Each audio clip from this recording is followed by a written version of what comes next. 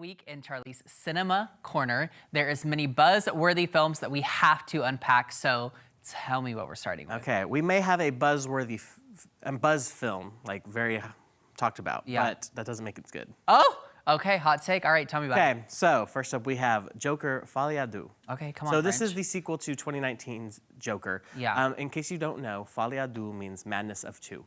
Oh. Yes, so Fitting. here is the genre it fits in. Okay.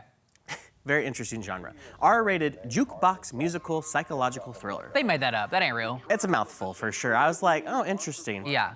So this follows Arthur Fleck as he's struggling to with his dual identity, and he meets the love of his life, Harley Quinn. Harley Quinn. Yeah. While incarcerated at Arkham State Hospital. So Joaquin Phoenix reprises his role as Arthur Fleck, the Joker, from 2019, and then we add the wonderful Lady Gaga in as Harley Quinn. Yeah. So this was actually not supposed to be, there was not supposed to be a sequel originally. Oh. The 2019 Joker was supposed to be a standalone film, and honestly, should have stayed that way. Okay, hot take. Shouldn't have been a sequel because it's kind of long, it's kind of boring. Okay. I did watch the original, not the original, the first one before I went and saw the sequel, because I hadn't watched it yet. Yeah. And I was actually surprised that I liked it, and I did not care for this one.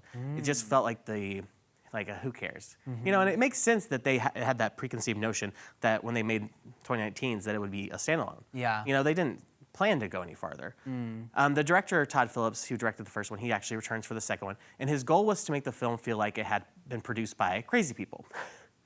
But what? right, well, you know, the Joker, crazy, Sure, you know. that's fair. That's Harley Quinn. But struggled to refer to it as a musical, and you can tell because it feels like it's scared to be a musical. Yeah.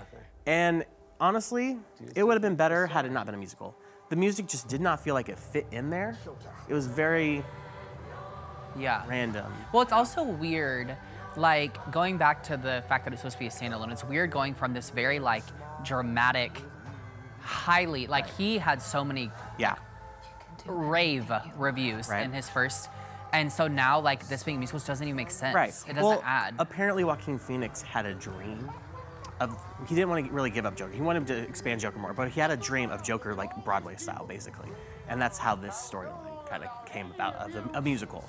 Joaquin Phoenix. He's a very interesting person. And yeah. Another thing about the film is I feel like they underused Lady Gaga. I was just about to ask you about that. Apparently, they cut a lot of the scenes that she was in. Yeah. So apparently I heard that she learned how to unsing for the role of Harley Quinn. Okay, come on. I mean, she wasn't bad. Yeah. You know, but it definitely wasn't the Lady Gaga you would expect singing-wise. Yeah. Any pros of the film? The pros of the film, beautiful visuals. Yeah. And honestly, the acting is great, just like the first Joker. You know, Joaquin Phoenix doesn't slack at all or anything on this one. The plot just didn't follow. Yeah. Worldwide, though, so far it's made 114.6 million. Oh my God. Which is a pretty good number, except surprisingly, only 37.6 million has been from the United States and Canada. Oh, okay. So, you know, not very high. Yeah, not especially for like, it's not a superhero movie, but that kind of genre. You know? The budget for it is 200 million. So it'll probably get there, but I don't know. There's not a lot of great reviews. They probably didn't do as well as they were expecting. No, for sure. Not at all. Next up, we have Exhibiting Forgiveness. So this is an R-rated drama that follows a black artist on the path to success who is derailed by an unexpected visit from his estranged father, a recovering addict, desperate to reconcile. Together, they struggle and learn that forgetting might be a greater challenge than forgiving. Oh, okay. So this is actually an independent film, so it was produced outside of the major studio system, you know? So it wasn't like Lionsgate or Disney, you know, those big major corporations. I mean, it actually premiered at Sundance Film Festival back in January. Okay. So this stars Andrew Holland, John Errol Jelks, and Andra Day. Okay, I have heard about this film. See, I did not see any promotion for it ahead of watching it. So I was actually surprised. It is a more slower paced film, but in a good way, not bad, you know? Okay, I'll take it. It's a lot more relatable and real, because, you know, it has more of a story that people can relate to, whereas, you know, it's not like fictional, you're not making up absurd scenarios, you know? It focuses kind of on that generational trauma that families have and everything. I definitely think acting was very good. It's definitely one that I was caught off guard by how much I enjoyed it. Yeah. It was really good. Okay. So this actually isn't out yet, though. Oh, little sneak peek. It comes out on October 18th. Okay. So we got a couple weeks, but right. So stay tuned. Look forward to that one. Yeah. So coming out this weekend, then, we have a lot, honestly. Okay. We have Terrifier 3. Yes. If you're, you know, just in time for the spooky season. We have Saturday Night. I'm kind Very of excited for this one. I've heard good things too. Right? Yeah. Then we have The Apprentice. Sebastian Stan, yeah. yeah. And then Piece by Piece. This is an animated Lego movie.